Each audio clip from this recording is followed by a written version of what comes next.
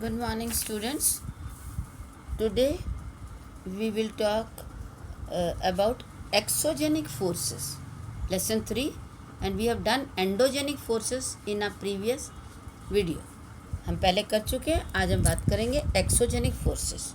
Exogenic forces कौन सी होती है? एक्सोजेनिक फोर्सेस वो होती हैं जो अर्थ के सरफेस के ऊपर एक्ट करती हैं, जैसे wind, water, flowing water, sunlight, temperature variation, है ना, अलग अलग तरह का टेम्परेचर होता है. ये सब किसी ये एक्सोजेनिक फोर्सेस की कैटेगरी में आते हैं. अब ये जो एक्सोजेनिक फोर्सेस का से क्या होता है? पहला इससे होता है विदरिंग. विदरिंग क्या है? विदरिंग मतलब breaking down of rocks into smaller pieces by various natural agents. जो रॉक्स होते हैं बड़े बड़े, वो जो भी हमारे नेचुरल एजेंट हैं, जैसे wind, water, sunlight, temperature variation के कारण उनके कई बार छोटे छोटे जो बाहर की साइड के टुकड़े उनसे टूटते हैं, ठीक है, और वो छोटे छोटे कण टूटकर बाद में सॉइल बनाते हैं. दूसरा है इरोजन, और इन्हीं नेचुरल रिसोर्सेज से जैसे विंड, वाटर, सनलाइट, इन सब से क्या होता है? विंड, वाटर और विंड मेन, इससे क्या होता है? कई बार जो सॉलिड मटेरियल्स हैं, जिस तरह सेडिमेंट्स मतलब कण रेत के, मिट्टी और रॉक्स भी हैं, ये सब एक जगह से दूसरी जगह शिफ्ट हो जाते हैं. और इसके लिए विंड, वाटर या मूविंग आइस, जो ग्लेशियर्स में से जो बर्फ़ जब पिघलती है तो वो जब नदी के रूप में बहती है तो वो अपने साथ कई कण और छोटे छोटे पत्थरों के टुकड़े भी आगे ले जाती है. सेडिमेंटेशन, सेडिमेंटेशन जब एक जगह से दूसरी जगह ये कण जाते हैं तो फिर एक जगह से इनको उठा के दूसरी जगह छोड़ दिया जाता है, वहाँ वो डिपॉजिट हो जाते हैं, जमा हो जाते हैं, ठीक है. और इसमें भी किसका रोल होता है? कुछ नेचुरल एजेंट, वाटर, आइस और विंड, इन तीनों के कारण. नेक्स्ट है वाटरफॉल. वाटरफॉल क्या? वाटरफॉल जब झरना जिसे कहते हैं, जब बहुत ज़्यादा ऊंचाई से जब पानी नीचे गिरता है, ठीक है, तो उस दौरान जिन पत्थरों के ऊपर से वो गिरता है तो वो क्या होता है? उनके साथ पानी और उन पत्थरों के बीच में फ्रिक्शन होता है, एक तरह का घर्षण होता है. तो वो पत्थर कंटिन्यूस कई हज़ार सालों से वो पानी गिर रहा है और उसके कारण क्या हो जाता है? वो पत्थर घिस जाते हैं. नाउ अब हम देखेंगे कुछ रिवराइन फीचर्स. कुछ रिवराइन फीचर्स जैसे नदियों में कई तरह के फीचर्स बन जाते हैं. कई तरह से नदियों से कई और तरह के स्ट्रक्चर्स बनते हैं. आप अपनी किताब में भी देखिए. पहला मिएंडर. मिएंडर क्या है? कई बार नदी जो चलती है वो बीच में कई तरह के बेंड बनाती है, लूप बनाती है, मतलब इस तरह उनमें कई घुमाव आते हैं. और ऐसी वाली जो मिएंडर्स हैं ज़्यादातर तो वो कहाँ मिलते हैं? जहाँ हिल्स होते हैं. जो कम ऊंचे पहाड़ होते हैं उनको हिल्स कहा जाता है. जहाँ हिल का जो नीचे का हिस्सा है, जो जहाँ से वो स्टार्ट होता है वो हिल, वहाँ से जब प्लेन स्टार्ट होता है, प्लेन एरिया, तो ऐसे वाली नदियाँ मिएंडर्स जिसको कहेंगे, घुमावदार, वहाँ मिलती हैं. Next is oxbow lake. Oxbow lake की शेप जो होती है या तो यू शेप में होती है या वो सी की शेप में होती है, और वो होता वो नदी का ही हिस्सा, लेकिन किसी कारणवश जो सेडिमेंटेशन होता है, मिट्टी जमते जमते वो क्या हो जाते हैं? ऐसे लेक्स जो मेन रिवर से कट जाते हैं और वो अलग हो जाते हैं और एक लेक का रूप ले लेते हैं. Next is flood plain. और कई बार नदी जब चलती है तो उसके पास फ्लैट लैंड एरिया होता है, और उस लैंड एरिया पर पीरियोडिक या ओकेजन, कुछ भी ओकेजनल, पीरियोडिक का मतलब कि एक निश्चित पीरियड के बाद बाढ़ आती है, फ्लडिंग होती है, तो फ्लड से वो पानी उस फ्लैट लैंड पर चला जाता है, अपने साथ वो अंदर से मिट्टी, कुछ पत्थरों के कण भी लाता. और जब बारिश ख़त्म हो जाती है तो तब क्या हो जाता है?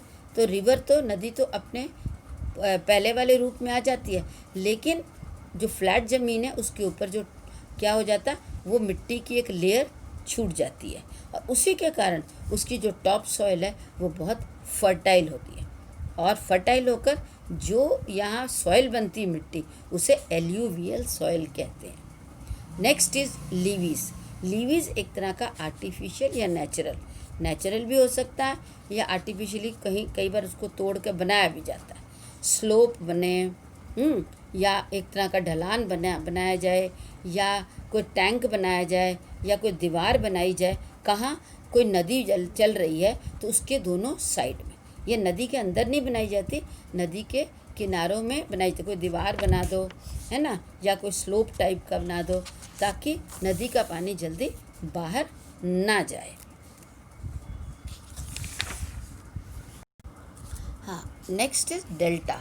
डेल्टा क्या होता है? Delta is a triangular track at the mouth of the river. हर नदी अंत में किसी भी सी के अंदर, समुद्र के अंदर गिरती है, और जब नदी बिल्कुल समुद्र में गिरने के आसपास जब पहुंच जाती तो वो नदी का माउथ कहलाता है। समझ गए? और गिरने से पहले अगर तो वो लैंड एरिया जो होता है, अभी नदी गिरी नहीं समुद्र में, उससे पहले के एरिया में अगर वो लैंड एरिया में स्लोप होगा, थोड़ा सा ढलान होगा, तो वहाँ क्या हो जाता है, जो नदी आ रही है वो नदी कई छोटी छोटी डिस्ट्रीब्यूटरीज में बट जाती, कई छोटी छोटी धाराओं में बट जाती है। मतलब नदी अपने मुंह पर आकर बिल्कुल फैल जाती है छोटी छोटी धाराओं में। इसे ही डेल्टा कहते हैं। समझ में आ गया? चलो नेक्स्ट टॉपिक हम देखेंगे, land forms created by sea wave. Sea के अंदर, सी मीन्स समुद्र, वेव्स माने लहरें। समुद्र के अंदर जो लहरें हैं वो लहरें हमेशा चलती रहती हैं, और उनसे बहुत तरह तरह के स्ट्रक्चर जो हैं फॉर्म होते हैं। पहला तो सी केव्स। क्या होता है कि sea caves is formed in rock faces on the shore. Shore का मतलब होता है किनारा। जो समुद्र का किनारा है, अगर वहाँ कोई बड़े बड़ी चट्टानें हैं तो वहाँ क्या हो जाता है, वो चट्टानों के साथ हमेशा क्या होता है, लहरें टकराती हैं। और ये कई 100 सालों से चलता आ रहा है ये काम, और उसके कारण धीरे धीरे वो पत्थर जो है घिस कर उनमें छेद हो जाता, और वो केव एक गुफा का रूप ले लेता है। आप चित्र में भी देख सकते हैं सी आर्चेस। कई बार वो गुफाएं जो हैं बिल्कुल किनारे में, वो गुफाएं की तरह न रह के पुल की शक्ल भी वो पत्थर ले लेते हैं। ऊपर से सिर्फ जुड़े रहेंगे और बीच से बिल्कुल घिस कर टूट कर खाली हो जाते हैं। इसे सी आर्चेस कहते हैं। और स्टैक किसे कहते हैं? Geography, it is a geological landform comprise a steep and often vertical column of rocks near the coast. अब देखिए समुद्र का किनारा है, उसके पास कुछ चट्टानें इस तरह की हों कि वो खड़ी चट्टानें हों, और उसकी जो ढलान है बिल्कुल स्टीप हो। मतलब स्टीप का मतलब ढलान की तरह नहीं होकर बिल्कुल खड़ी चढ़ाई हो। तो इस तरह के जब पत्थर होते हैं तो उन्हें हम स्टैक्स कहते हैं। सी क्लिफ तो क्या होता है? सी क्लिफ जो होता है मतलब कि ये जहाँ हमने पढ़ा है कि स्टैक्स हैं, वहाँ जहाँ स्टैक वाली चट्टानें होंगी वो एरिया समुद्र के तल से जब ऊपर उठ जाता है तो उसे हम सी क्लिफ कहते हैं। आप चित्र में भी देख सकते हैं सी बीचेस, समुद्र का किनारा।